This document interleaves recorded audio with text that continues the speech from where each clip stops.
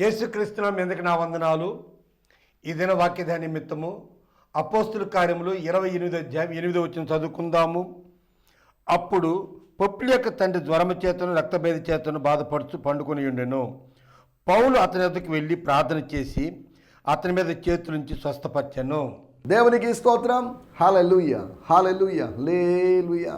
క్రీస్తునందు ప్రియులైన సహోదరి సహోదరులారా, దేవుని బిడ్డలారా, క్రీస్తు శరీరంలో అవయవాలుగా ఉన్నటువంటి దైవ జనాంగమా, మన ప్రభువును ప్రియరక్షకుడైనటువంటి యేసుక్రీస్తు దివ్యనామములో మీ అందరికీ నా హృదయపు లోతులో నుంచి ప్రత్యేకమైన వందనాలు, శుభాలు తెలియజేస్తున్నాను. నేను మీ సహోదరుని సంతోష్. గత 30 సంవత్సరాలకు పైగా ప్రభు సేవలో ఉండడానికి ప్రభు సాయం చేశాడు. నేనేమో ఉన్నానో అది దేవుని కృప వల్లనే ఉన్నాను. నేను చేయవలసిన ఆజ్ఞాపించినదంతా చేసి కేవలం నిష్ప్రయోజకుడైన దాసుడుగా ఎంచబడుతున్న వాడిని అంతవరకే. కాబట్టి ఉదయకాలం మిమ్మల్ని కలుసుకోవడానికి దేవుడు నాకు ఇచ్చిన అవకాశాన్ని బట్టి నేను దేవుని స్తుతిస్తున్నాను. గిడియోన్ మిషన్ చర్చ్ అనేటువంటి చిన్న సంఘానికి కాపరిగా ఉంటూ గిడియోన్ ఫెలోషిప్ ఇంటర్నేషనల్ GFI అనేటువంటి సహవాసానికి నాయకత్వపు బాధ్యతను వహిస్తూ ముందుకు సాగడానికి ప్రభు సాయం చేస్తున్నాడు. అందరూ బట్టి నేను ప్రభు నామాన్ని మహిమపరుస్తున్నాను. దేవుని స్తోత్రం. హల్లెలూయా. ఈ సమయంలో మనం దేవుని వాక్యాన్ని వినడానికి ఇక్కడికి చేరుకున్నాం. అనగా మీరున్న ప్రదేశంలో మీరు ఉంటుండగా దేవుని వాక్యం మీ దగ్గరికి వస్తుంది. వాక్యం వినడానికి మీరు స్టూడియో దగ్గరకో నా దగ్గరకో మీరు రాలేదు, కానీ వాక్యమే మీ దగ్గరికి వచ్చింది. స్వర్గంలో ఉన్న వాక్యము వెతుక్కుంటూ అరణ్యములో ఉన్న యోహాను దగ్గరికి వచ్చింది. ఆలయములో ఉన్న వారి దగ్గరికి వెళ్ళలేదు. ఆలయములో ఉన్నటువంటి యోహాను గారి తండ్రి అయినటువంటి జకరియా గారి దగ్గరికి వెళ్ళలేదు. అంతేకాకుండా అక్కడి ప్రజలను పరిపాలిస్తున్నటువంటి ఆ టెట్రార్క్ లేకపోతే చతుర్థాధిపతి దగ్గరికి దేవుని వాక్యం రాలేదు. దేవుని వాక్యము యోహాన్ దగ్గరికి వచ్చింది. దయచేసి జ్ఞాపకం చేసుకోండి, వాక్యము మీ దగ్గరికి వస్తుంది.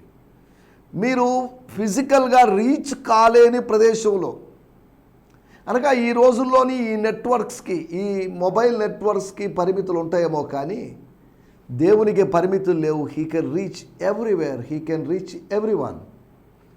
సమీపింపరాని తేజస్సులో ఉన్న దేవుడు అనేది అంత వాస్తవమో, ఆయన ఎవరినైనా సమీపించగలడు అనేది కూడా అంతే వాస్తవం. సమీపింపరాని తేజస్సులో ఉన్నాడు అనేది ఒక నాణ్యం యొక్క బొమ్మ అయితే, ఎవరైనా చేరుకుంటాడు అనేది బొరుసు ఒక నాణ్యం యొక్క మరోవైపు. దేవునిలో 2 వేరు దృక్పథాలు లేకపోతే ఉద్దేశాలు లేకపోతే భాగాలను మనం అర్థం చేసుకోవచ్చు. దేవుని స్తోత్రం. హల్లెలూయా. మీరు ఆత్మీయంగా ఎదుగుతున్నారని నేను భావిస్తున్నాను. మనం ఆత్మీయంగా ఎదగాల్సిన అవసరం ఉంది. ఆత్మీయంగా ఎదగలేదంటే ఆత్మీయ అనారోగ్యంతో ఉన్నామని అర్థం. అనారోగ్యంతో ఉన్నప్పుడు దానికి చికిత్స తీసుకోవాల్సినటువంటి అవసరం ఉంది. ఒకవేళ ఆత్మీయ అనారోగ్యం ముదిరిపోయిందనుకోండి, మనం ఆత్మీయ మరణం పొందే అవకాశం ఉంది. జీవోత్సవాల్లాగా ఆత్మీయంగా బ్రతికేదానికన్నా, చల్లగా ఉండడం కన్నా, నులివెచ్చనిగా ఉండడం కన్నా, వెచ్చగా ఉండడం, కాలుతో ఉండడం, మండిపోతూ ఉండడం, రగిలిపోతూ ఉండడం, ఉష్ణోగ్రత పెరిగి ఉన్నట్లుగా ఉండడం అనేది మనకు అత్యవసరమైన పరిస్థితి. ఆత్మీయ జీవితంలో మిగతా సంఘస్థుల సంగతి ఎలా ఉన్నా కానీ లవోదికయ సంఘస్థులు మాత్రం వాళ్ళు చల్లగా లేరు, వెచ్చగా లేరు, తటస్థంగా న్యూట్రల్గా ఉన్న పరిస్థితి వాళ్ళది. అనగా నామినల్గా ఉన్నారు. అనగా అటు ఇటు లోకాన్ని పరలోకాన్ని, సమాజాన్ని సంఘాన్ని సంతోషపరుస్తూ వాటి రెండింటి మధ్యలో బ్యాలెన్స్ని కనుగొని, దేవుని బిడ్డలు బ్యాలెన్స్ చేయాల్సిన అవసరం లేదు. నాకు లోకంతో పని లేదు, నాకు లోకంతో సంబంధం లేదు. ఒకప్పుడు సంబంధం ఉంది, సంబంధాన్ని తెంపుకున్నాను. నేను లోకంలో ఉన్నాను కానీ నేను లోక సంబంధిని కాదు. కారణం ఏంటంటే లోకంతో సంబంధం తెంపుకున్నాను. లోకము నుంచి వేరైన వాడు, లోకమును జయించిన వాడు లోకముతో సంబంధాన్ని తెంపుకోమన్నట్టుగా నాతో చెప్పాడు కనుక, మనతో చెప్పాడు కనుక, వాక్యములో ఉంది కనుక, లోక స్నేహము దేవునితో వైరమని ఉన్నది కనుక, ఇక దేవునితో వైరం పెట్టుకొని ఏం లాభం, ఏం గెలుస్తాను నేనే కాదు ఎవరు దేవునితో వైరం పెట్టుకొని గెలిచే అవకాశం లేనప్పుడు దేవునితో సంధి కుదుర్చుకోవడం, దేవునితో సమాధాన పడడం, దేవునితో రాజీ పడడం, దేవునితో కాంప్రమైజ్ కావాల్సిన అవసరం ఉంది. దేవుని స్తోత్రం. హల్లెలూయా, హల్లెలూయా. ఈ ఉదయకాలం మీ వ్యక్తిగతమైన ధ్యానాలు ముగించుకున్నారని నేను భావిస్తున్నాను. రండి మనం ఈ సమయంలో దేవుని వాక్యాన్ని ధ్యానించుకుందాం. దేవుని వాక్యం ఈ దినము ఈ సందేశం ముగిసిన తర్వాత ఇంచుమించు 10:30 ప్రాంతంలో మా నాన్నగారు గత సంవత్సరం ప్రభునందు నిద్రించారు, ప్రభు పిలుపుని అందుకున్నారు. దానికి సంబంధించినటువంటి ఒక సంస్మరణ స్తుతి కూడికను మేము ప్లాన్ చేశాం. కనుక ఆ కూడికి అవకాశం కలిగిన వారు ఈ టీవీ ముఖాంతరంగా, ఈ ప్రోగ్రాం ముఖాంతరంగా తెలియజేస్తున్నాం. అవకాశం కలిగిన వారు వచ్చి కలుసుకోవాల్సిందిగా కోరుతున్నాం. దేవజనులు పాస్టర్ ఆర్ యేసుదాస్ గారు, రేణమాల అనేటువంటి ప్రదేశం, అంతేకాకుండా పాస్టర్ ఎం ఆనంద్ గారు కందుకూరు, వారిరువురు వాక్య పరిచయం చేస్తారు. కొంతమంది దేవుని సేవకులు, ఎక్కువ మందిని కూడా పిలవకుండా సింపుల్గా చేస్తున్న కార్యక్రమం. మా నాన్నగారిని మేము కోల్పోయాం, ఆయన జ్ఞాపకాలు ఇంకా సజీవంగా ఉన్నాయి. ఆ జ్ఞాపకాలను బట్టి, లేకపోతే ఆయన మా మధ్యలో లేనప్పటికీ కూడా అప్పుడే వేసినటువంటి తైలవర్ణ చిత్రంలాగా ఆ జ్ఞాపకాలు తాజాగా ఉన్నాయి అనడంలో ఎటువంటి సందేహం లేదు. కాబట్టి ఈ లోకంలో ఉన్నప్పుడు మనం కొన్ని బంధాలు డీప్గా వెళ్ళిపోతాం. కొన్ని బంధాల్లో తండ్రితోనో, తల్లితోనో, బంధువులతోనో, స్నేహితులతోనో. అది ప్రమాదకరం, అది ప్రయోజనకరం కాదు అని తెలిసినప్పటికీ కూడా బంధాల్లోకి వెళ్ళిపోయి వాళ్ళ యొక్క వేర్పాటులో, లేకపోతే వాళ్ళు సెపరేషన్లో మనం బాధపడాల్సిన పరిస్థితి వస్తుంది. అన్నిటిలో మితముగా ఉండుమని పౌలు తిమోతితో చెప్పాడు. దేంట్లో ఎక్స్ట్రీమ్గా ఉండొద్దు, టూ మచ్గా ఉండొద్దు, బ్యాలెన్స్గా ఉండి జాగ్రత్తగా ఉండరు ఆయన. అన్నిట్లో టూ మచ్గా, లేకపోతే ఉన్నామనుకోండి, లోతుగా వెళ్ళామనుకోండి, అపరిమితంగా ఉన్నామనుకోండి, ఆ అనుబంధం ఆవేదనని కలిగించేటువంటి అవకాశం ఉంది. యేసుప్రభు అన్నాడు, ఎవరు నా తల్లి, ఎవరు నా సోదరులు అనగా, అంతకుముందు తల్లితోనో సోదరులతో గొడవపడింది కాబట్టి అలా అన్నాడు, అది మనసులో ఉంచుకొని అనుకున్నాడు, లేకపోతే అన్నాడు అని వ్యాఖ్యానించడానికి వీల్లేదు. మనకు సిలువ అనేటువంటి గుర్తును మనం చూస్తున్నాం. సిలువ అనే గుర్తుని గురించి చెప్పినప్పుడు దేవజనులు చెప్పేటువంటి మాట ఏంటంటే, సిలువ అనేది ఒక అడ్డు కొయ్య, ఒక నిలువు కొయ్య. నిలువు కొయ్య చాలా పొడవుగా ఉంటుంది అడ్డు కొయ్య కన్నా. ఆ హారిజాంటల్ బీమ్ కన్నా, హారిజాంటల్ ఆ పీస్ కన్నా వర్టికల్ పీస్ పొడవుగా ఉంటుంది. కారణం ఏంటంటే దాని ద్వారా ఒక పాఠం నేర్చుకోవచ్చని, పాఠం నేర్పిస్తుందని. అడ్డు కొయ్య, ఆ హారిజాంటల్ బీమ్ అనేది మనకు, మనుషులకి, ఇతరులకి, ఇతర పరిశుద్ధులకి ఉన్నటువంటి అనుబంధాన్ని తెలియజేస్తుందని, ఆ వర్టికల్గా ఉన్నటువంటి, ఆ లంబంగా లేకపోతే నిటారుగా ఉన్నటువంటి ఆ కొయ్య మనకు దేవునికి ఉన్నటువంటి సంబంధాన్ని తెలియజేస్తుందని, అది ఎక్కువగా ఉండాలని, ఇది తక్కువగా ఉండాలని. ఇది అవసరం లేదని కాదు. ఒకవేళ అడ్డు కొయ్య లేదనుకోండి, అది ఒట్టి స్తంభంగా ఉంటుంది, దాన్ని సిలువ అనేటువంటి అవకాశం లేదు, సిలువ అనే ఆకారము అని ఎవరు అనుకోరు. కాబట్టి మానవ బంధాలు తాత్కాలికమైన బంధాలు, దేవునితో బంధం మాత్రమే శాశ్వత బంధం అని జ్ఞాపకం చేసుకుందాం. ఈ సమయంలో మనం దేవుని వాక్యాన్ని ఆలోచిద్దాం. నిన్న మనము ఒక విషయాన్ని ఆలోచించాం. నిన్న మనం ఆలోచించిన విషయం డివైన్ హీలింగ్ని గురించి. నేను అనేక మంది రోగుల కోసం ప్రార్థన చేశాను. అందరూ స్వస్థత పొందారని నేను చెప్పలేను, కొందరిని స్వస్థపరిచాడు. అలాగా నేను ప్రార్థన చేసినటువంటి వేల మందిలో ఎవరికి స్వస్థత వచ్చిందని దాని గురించి ఎంక్వైరీ చేసి, పర్లేదు నేను మంచి ప్రార్థనాపరుణ్ణే, నాలో వరం పనిచేస్తుందని నేను అతిశయించాల్సిన అవసరం లేదు. దెయ్యములు మీకు లోబడుచున్నవని సంతోషపడక, రోగములు మీకు లోబడుచున్నవని, రోగములు మీ ప్రార్థన వలన తగ్గిపోతున్నాయని లేదా అదృశ్యమైపోతున్నాయని ఆనందించక, this is not the source of your joy. మీ పేర్లు జీవ గ్రంథంలో రాయబడ్డాయని సంతోషించండి. మనం సంతోషించాలి. ఏదో జరగలేదని, జరగవచ్చు, జరగకపోవచ్చు. జరగలేదని డిసప్పాయింట్ కావాల్సిన అవసరం, కుంగిపోవాల్సిన అవసరం. జరిగిందా దేవునికి స్తోత్రం. జరగలేదా, జరగపోయినప్పటికీ కూడా జరగబోతుందని విశ్వసిస్తున్నాం. అదే సమయంలో జరిగినా జరగకపోయినా నా పేరు జీవ గ్రంథంలో ఉంది కదా, జరిగింది కాబట్టి జీవ గ్రంథంలో ఆ పేరు ఉంచేసి, ఆ పరలోకంలో ఆ గ్రంథంలో ఉంచి, జరగలేదు కాబట్టి తీసేసే అవకాశం లేదు. నువ్వు చేసే పనుల మీద ఆధారపడి అక్కడ నీ పేరు రాయబడలేదు. నిన్ను ముందుగా ఆయన నిర్ణయించాడు, ముందుగా పిలిచాడు, నిన్ను నీతిమంతుడిగా తీర్చాడు, నిన్ను పరిశుద్ధినిగా చేశాడు, నిన్ను మహిమపరుస్తాడు. ఇది వాక్యములో ఉన్నటువంటి క్రమం. దేవుని స్తోత్రం, హల్లెలూయా. దైవికమైన స్వస్థతను గురించి, దైవికమైన స్వస్థత అంటున్నప్పుడు కేవలం శరీరానికి మాత్రమే కాదు, మనలో ఉన్నటువంటి 3 భాగాలకు, మన మనస్సుకు, మన ఆత్మకు, మన శరీరానికి కూడా స్వస్థత కావాలి. అది ఫుల్ హీలింగ్. శరీరానికి మాత్రం హీలింగ్ జరిగిందనుకోండి, ఏదో తలనొప్పో, కాళ్ళ నొప్పులో, కీళ్ళ నొప్పులో తగ్గానుకోండి, అది 1/3 ఆఫ్ హీలింగ్. 3వ వంతు హీలింగ్ జరిగినట్లే. ఇంకా జరగాల్సింది మిగిలిన 2 వంతులు హీలింగ్ జరగాల్సినట్టు, స్వస్థత జరగాల్సిన అవసరం ఉంది. మనకు ఒక ఎమోషనల్ హీలింగ్ కావాలి, మనకు ఒక స్పిరిచువల్ హీలింగ్ కావాలి. అదే సమయంలో మనం ఫిజికల్ హీలింగ్ గురించి ఎక్కువ మాట్లాడుతుంటాం. దైవికమైన స్వస్థత. ఆ ద్వీపంలో రోగులు ఉన్నారు. పౌలు రావడానికి ముందుగా, దేవుని సేవకుడు రావడానికి ముందుగా, దేవుడు తన దాసుడిని పంపడానికి ముందుగా ఆ ద్వీపంలో రోగులు ఉన్నారు.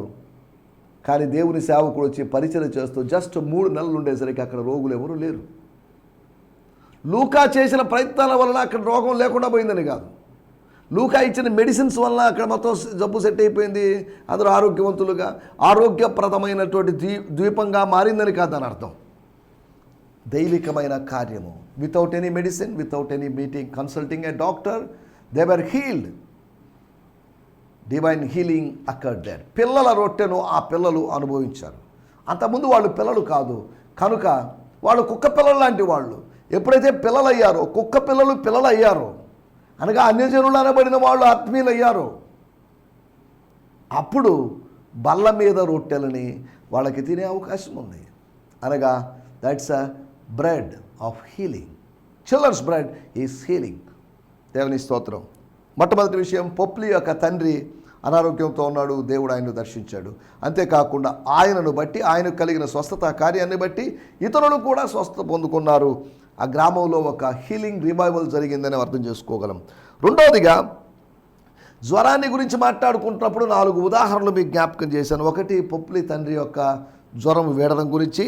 రెండోది, యోబుకు కలిగినటువంటి అనుభవం, యోబుకు కలిగిన ఎక్స్పీరియన్స్. అతని టెంపరేచర్ లెవెల్స్ పెరిగాయి అని, టెంపరేచర్ ఏమాత్రం కంట్రోల్ కాని విధంగా ఉంది అని, అతనికి తడిగుడ్డ చుట్టేవాళ్ళు ఎవరు లేరు.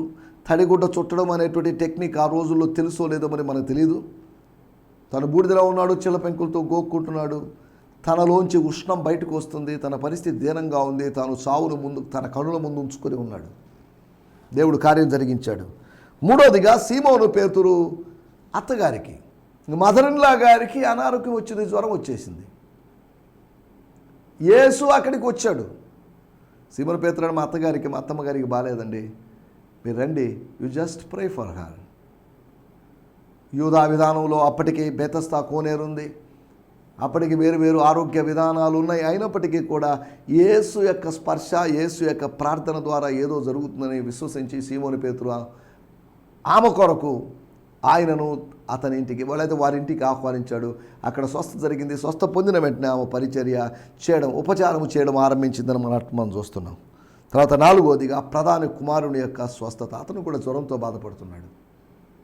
సీమోను పేతురు అత్త హై ఫీవర్తో బాధపడుతుంది. ఇంచుమించు యోబు కూడా హై ఫీవర్తో బాధపడుతున్నాడు.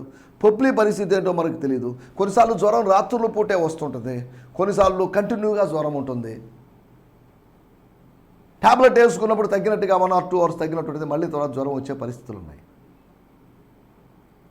వేరు కాలాల్లో ఉన్న ప్రజలు, ద్వీపంలో ఉన్న వ్యక్తికైనా, ఊరిలో ఉన్న వ్యక్తికైనా, లేదా ఇంట్లో ఉన్న వ్యక్తికైనా, ఇంట్లో ఉన్న వ్యక్తులకైనా, సీమోను పేతురు అత్తకైనా, ప్రధాని కుమారునికైనా స్వస్థత కలిగింది. దైవిక స్వస్థత ఇప్పటికీ జరుగుతుంది. దేవుడు స్వస్థపరుస్తూనే ఉన్నాడు. ఆయన వైపు చూసినప్పుడు ఆయన మనల్ని స్వస్థపరుస్తాడు. ఆయన పేరు యెహోవా రాఫా అని నిన్నటి ఎపిసోడ్లో మనం తెలుసుకున్నాం. ఆయన మనకందరికీ తెలిసిన పేరే. నిర్గమకాండం 15వ అధ్యాయము 26వ వచనంలో his name is healing God, his name is Jehovah Rapha. నా పేరు, లేకపోతే నా పేరుకు తగిన విధంగా ప్రవర్తించడం నేను ఇక ఆపేస్తున్నాను, ఇక నా వల్ల కాదు, ఇదే నా పని, స్వస్థపరచడమేనా అని దేవుడు అనుకోవడం లేదు. He still want to heal his people. తన ప్రజలను స్వస్థపరచాలనుకుంటున్నాడు. 1వ శతాబ్దమా, 2వ శతాబ్దమా, 3వ శతాబ్దమా, 21వ శతాబ్దమా అని చూడటం లేదు. మన థియాలజియన్స్ చూస్తున్నారు. దేవుడికి లేని శతాబ్దాలు, దశాబ్దాలు మనకెందుకండి? కాలం ఉంది, ఓకే. మనం అండర్స్టాండింగ్ కోసం ఎప్పుడు జరిగింది ఏంటని ఇంచుమించుగా అర్థం చేసుకోవడానికి ఇలా కాలాన్ని మనం సెట్ చేసుకున్నాం. కానీ కాలానికి అతీతుడైన దేవుడు 1వ శతాబ్దంలో చేసినవాడు 2వ శతాబ్దంలో ఎందుకు చేయలేడు? 1వ శతాబ్దంలో చేసినవాడు 21వ శతాబ్దంలో ఎందుకు చేయలేడు? సరే, దేవుని స్తోత్రం. దైవిక స్వస్థతను అనుభవిస్తూ ముందుకు సాగడానికి ప్రభు మనందరికీ సహాయం చేయనుగాక. మనకి ఇంకా సమయం కొద్దిగానే ఉంది, ఒక 12 నిమిషాలు మాత్రమే ఉంది కనుక మనం ఈ దినము కొరకై ఏర్పాటు చేయబడిన లేఖన భాగము అపోస్తుల కార్యములు 28వ అధ్యాయము 8వ వచనం, book of acts 28th chapter 8th words. స్తోత్రం. ఆ. రక్తబెల్లి చేసిన బాధపడుతూ ఆ. పండుకుని ఉండెను. ఆ. పౌలు అతని ఎదుటికి వెళ్ళి ఉమ్. ప్రార్థన చేసి ఉమ్. అతని మీద చేతులుంచి స్వస్థపరిచెను.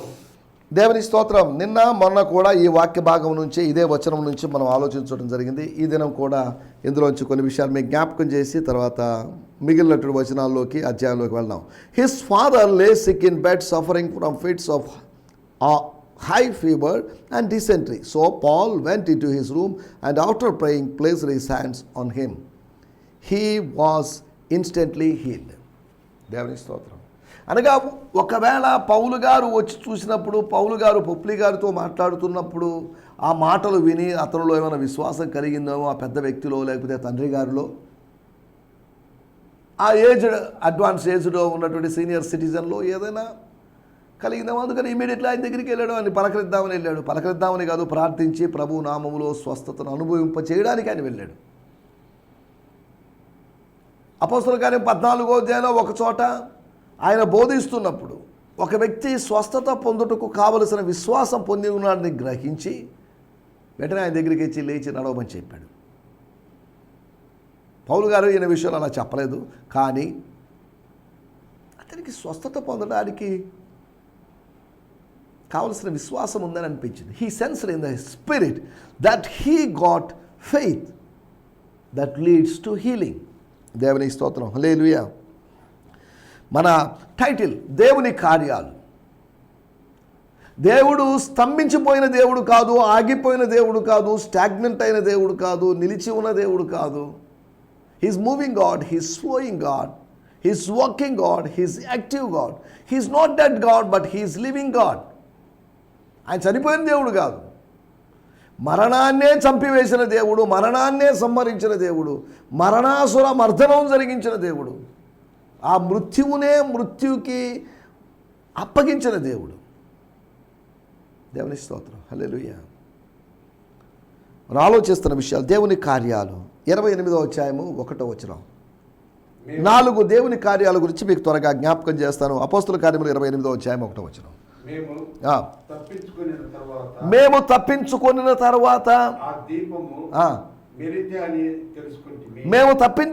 తర్వాత తప్పించుకుంటామని మాకు నమ్మకం లేదు. నమ్మకం పోయింది, ఆశ పోయింది.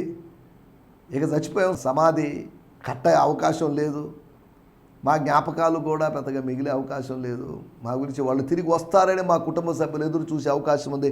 ఈ సుమారు 300 మంది జల సమాధి కాబోతున్నారు అని అక్కడున్న వాళ్ళు అనుకున్నారు. కానీ మేము తప్పించుకున్న తర్వాత, మేము తప్పించుకోగలగడానికి ప్రభు సాయం చేశాడు. Lord help us, enabled us to deliver or to come out of from this severe peril. అనగా ఆ ప్రమాదకరమైనటువంటి పరిస్థితిలోంచి దేవుడు మమ్మల్ని తప్పించేశాడు.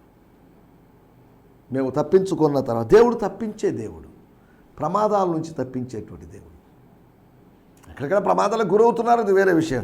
కానీ దేవుడు తప్పించాలనుకుంటున్నాడు. He want to rescue us, he want to deliver us. జారిపడకుండా మన పాదములను, కన్నీళ్లు విడవకుండా మన కన్నులను, మరణము నుంచి మన ప్రాణమును ఆయన విమోచించి ఉన్నాడు. దేవుని స్తోత్రం. ఇది మన సాక్ష్యంగా ఉండాలి. ఇది దావీదు భక్తుని యొక్క సాక్ష్యం, ఇది నీ నా సాక్ష్యం కూడా. అవును, చాలాసార్లు ఏడవాల్సిన పరిస్థితి, ఆవేదన బాష్పాలు రావాల్సిన పరిస్థితిలో ఆనంద బాష్పాలు ఆయన మిగల్చడానికి అవకాశం ఇచ్చాడు. విలాపములో నుంచి, విషాదములో నుంచి ఆయన మనల్ని వినోదంలోకి నడిపిస్తాడు. గోనె పట్టను విడిపించి సంతోష వస్త్రాన్ని ధరింపజేస్తాడు. ఆనంద తైలముతో అభిషేకం చేస్తాడు. ఆవేదన తైలము చేత అపవాది మనల్ని అభిషేకించినట్లుగా మనం ఉంటే, ఆనంద తైలముతో he fills me with the oil of gladness, or he anoints me with the oil of gladness. ఆనంద తైలముతో అభిషేకం. దేవుని స్తోత్రం. హల్లెలూయా. ఒకటి, ఆయన తప్పించేటువంటి దేవుడు తప్పించాడు. రెండో విషయము అపోస్తలుల కార్యములు 28వ అధ్యాయము 6వ వచనం. వాచును లేక అతడు అకస్మాత్తుగా పడి సచ్చును అని కనిపెట్టుచుండిరి. చాలాసేపు కనిపెట్టుచున్న తర్వాత అతనికి హానియు కలుగుకూడదు చూచి ఆ అభిప్రాయము మాని ఇతడొక దేవత అని చెప్పసాగిరి. రెండో విషయం, దేవుడు తప్పించడం మాత్రమే కాకుండా కాపాడేటువంటి దేవుడు. He preserves us. He keeps us safe. పాము విషయం శరీరంలో ప్రవేశించింది అయినప్పటికీ కూడా, అలాగని పాము ఎక్కువగా విషాన్ని లోపలికి చొప్పించలేదును మనం ఇటువంటి వ్యాఖ్యానాలు మనం చేయలేము. అది ఆ విష జంతువును అని రాయబడింది. అనగా విషము లేని జంతువును కాదు, విషం కలిగిన జంతువు. ప్రతి పాములో విషం ఉండొచ్చేమో, కానీ కొన్ని పాములు కరిచినా ఏం కాదు, డేంజర్ కాదు. కొన్ని పాముల్లో విషం ఉండకపోవచ్చు. ఆ విష జంతువు, పాయిజనస్ లేకపోతే వెనమస్ స్నేక్, ఆ స్నేక్ కరిచింది, అతని మీద వేలాడింది. పాము శరీరం నుంచి ఏమీ రాలేదు, ఇతని శరీరంలో ఏమీ జరగలేదు. దేవుని స్తోత్రం. దేవుడు కాపాడాడు. దేవుడు తన భక్తుల్ని కాపాడుతాడు. ఒకవేళ ఆ పాము కాటికి పౌలు గారు చనిపోయి ఉంటే, ఓ మంచి సేవకుడండి చనిపోయాడండి అని మనం బాధపడాల్సిన పరిస్థితి వచ్చిండేది. కానీ నీతిమంతుల మరణం వంటి మరణం ఆయనకు అనుగ్రహించాలి. ఎక్కడో అనామక స్థలములో తాను చనిపోవాలనేది కాదు అతని యొక్క ఉద్దేశం, దేవుడి యొక్క ఉద్దేశం. దేవుడు నిర్ణయించిన సమయానికి ముందే చనిపోవాలనేది కాదు దేవుని చిత్తం. There is a time appointed by God for our death. మనం చనిపోవాలని ఒక సమయం నిర్ణయించాడు. మనకు తెలియదు అది ఎప్పుడో, రేపేమో ఎల్లుండేమో వచ్చే సంవత్సరమేమో అని అనుకుంటాం. మనకు తెలియదు ఎప్పుడో. దేవుని స్తోత్రం. హల్లెలూయా. ప్రభు రాకడ కూడా అంతే మిస్టరీ. మన మరణము మిస్టరీ. దానికన్నా ఎక్కువైన మిస్టరీ ప్రభు యొక్క రాకడ. ఈ రెండు మిస్టరీస్ మన ముందు నిలబడుతున్నాయి. దేవుని స్తోత్రం. హల్లెలూయా. ఒకటి దేవుడు తప్పించేటువంటి దేవుడు, రెండవది కాపాడేటువంటి దేవుడని.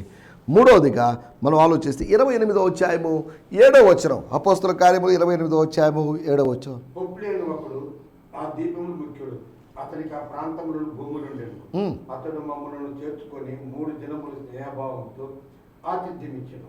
స్తోత్రం. అతడు ఆ ద్వీపములో వచ్చే వాళ్ళందరికీ ఆతిథ్యం ఇస్తాడని ఇంతకుముందు ఎప్పుడు చెప్పబడలేదు, దానికి ఆధారాలు లేవు. కానీ ఓడబద్దలై వచ్చారు అనేది వాస్తవం. సుమారు 300 మంది, దాంట్లో సైనికులు ఉన్నారు, శతాధిపతులు ఉన్నారు. అంటే తమను పరిపాలిస్తున్నటువంటి గవర్నమెంట్ వాళ్ళ ఓడ ఇది.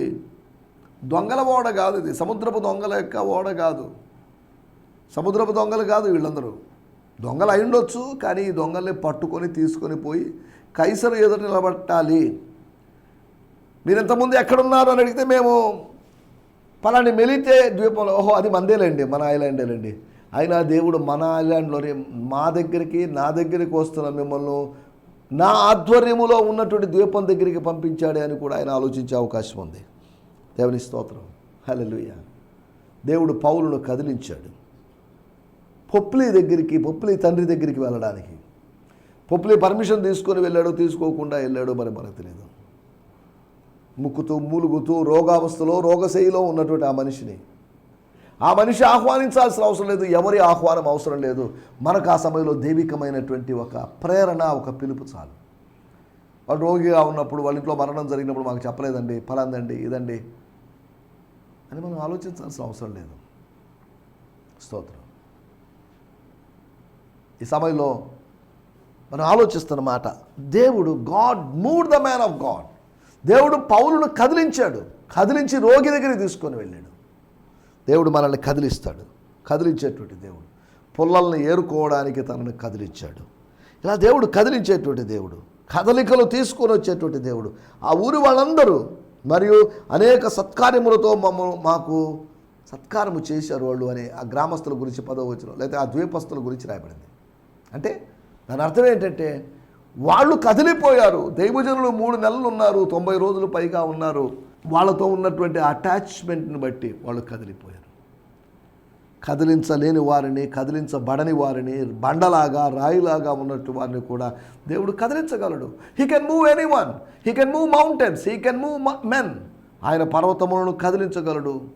అంతేకాకుండా పర్వతములు ఎక్కగలిగిన మనుషులను కూడా ఆయన కదిలించగలడు అనే విషయాన్ని మనం ఆలోచిస్తున్నాం. దేవుని స్తోత్రం. హల్లెలూయా. 4వ విషయం నేను చెప్పి ముగిస్తాను.